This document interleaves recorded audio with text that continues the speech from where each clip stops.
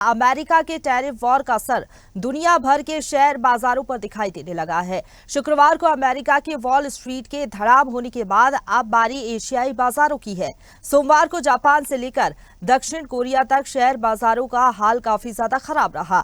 शुरुआती कारोबार में यहां ऐसी गिरावट देखने को मिली कि लोगों को 2008 की मंदी याद आने लगी। शेयर बाजारों की यह हालत अमेरिका के टैरिफ पर चीन की जवाबी कार्रवाई के बाद देखने को मिल रही है। बता दें कि अमेरिका द्वारा टैरिफ लगाए जाने के बाद चीन ने 34% का अतिरिक्त जवाबी टैरिफ लागू कर दिया है। द न्यू इंडियन एक्सप्रेस की रिपोर्ट के मुताबिक सोमवार को टोक्यो के निक्केई 225 इंडेक्स में बाजार खुलने के तुरंत बाद लगभग 8% की गिरावट दर्ज की गई है। अमेरिकी टैरिफ वॉर का असर अंतर्राष्ट्रीय बाजार में तेल की कीमतों पर भी पड़ा है। Sensex has opened with 2,900 points down. Currently, it has seen some kind of recovery, but whether it will last, one has to see. Currently, Sensex is down by 2,500 points. This was on expected lines because on Friday, when China announced retaliatory measures and they also imposed 30+ tariff on US import, the US market took a downward turn and it gave closing of 2,200 negative. So this was expected that on Monday when the Asian markets and other markets open, they will open with huge gap down, and that has happened because investors feel that in the event of trade war, nobody wins. And this would be inflationary for everybody, and this will slow down.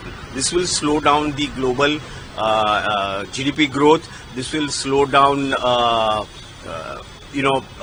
even the countries which are export-oriented, their growth. And overall, when the largest economy is likely to have a recession, this will have ripple effect on all the economies of the world. और इसी खबर पर ज्यादा बातचीत के लिए सीधे रुक करेंगे। Share market expert Vineet Rathore हमारे साथ जुड़ गए हैं। विनीत, अभी जो हम देख रहे हैं मार्केट में जिस तरीके से गिरावट देखने को मिल रही है, पहले ट्रंप ने जो चेंजेस लाए और उसके बाद अब हालिया जो मौजूदा हालात देख पा रहे हैं शेयर मार्केट में, इसको लेकर क्या लग रहा है, क्या स्थिति अभी बनी हुई है भारतीय शेयर मार्केट पर और क्या कुछ असर देखने को मिलेगा टैरिफ का?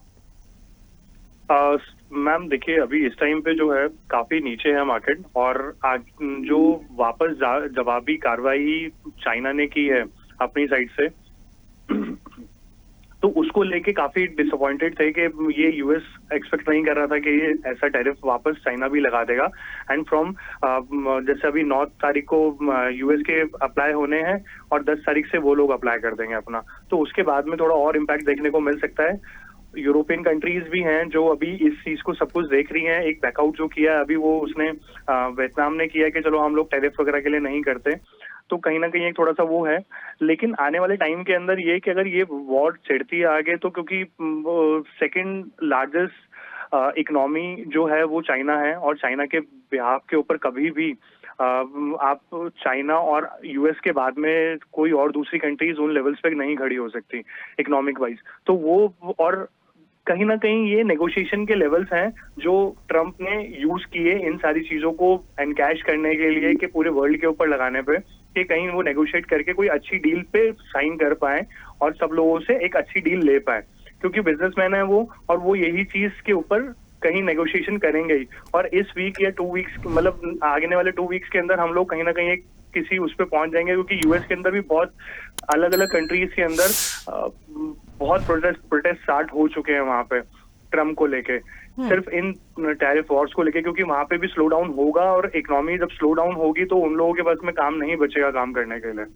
बिल्कुल, अभी जिस तरीके से आप बता रहे हैं आगे मतलब अनएक्सपेक्टेड था थोड़ा सा ये।